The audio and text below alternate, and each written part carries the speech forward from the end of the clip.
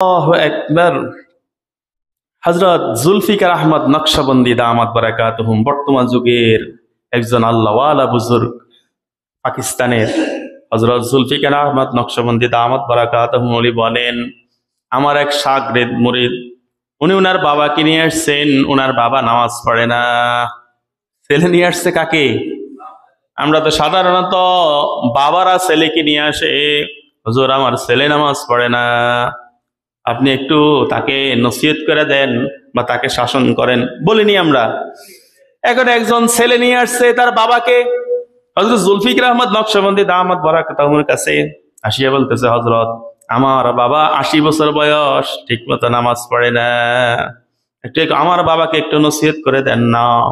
হযরত জুলফিকার আহমদ নকশবন্দি দামাত বারাকাতুহুম তাকে পাশে বসালেন, পাশে বসাইয়া বললেন, নসিহত করলেন, করিয়া বললেন, বাবা বয়স তো 80 হয়ে গেছে, সামনে তার হায়াত বেশি বাকি নাই, পরকালের আমল সঞ্চয় করেন না কেন, 5 ওয়াক্ত নামাজ পড়েন।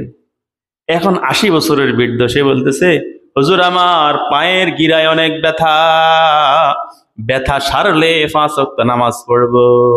কি সারলে? তার কত আশা, 80 বছর বয়সও সে ব্যথা মুক্ত জীবন চায়। কত বছর বয়স? 80 বছর বয়সে সে যুবক হতে চায়। ব্যথা মুক্ত জিন্দেগি যখন সে পাবে তখন সে নামাজ ধরবে, এখন সে নামাজ পড়ে না। আহা, এজন্য বলেন দুনিয়া ধোকা। বলেন দুনিয়া কি? দুনিয়া হইছে ধোকা, দুনিয়া ধোকা।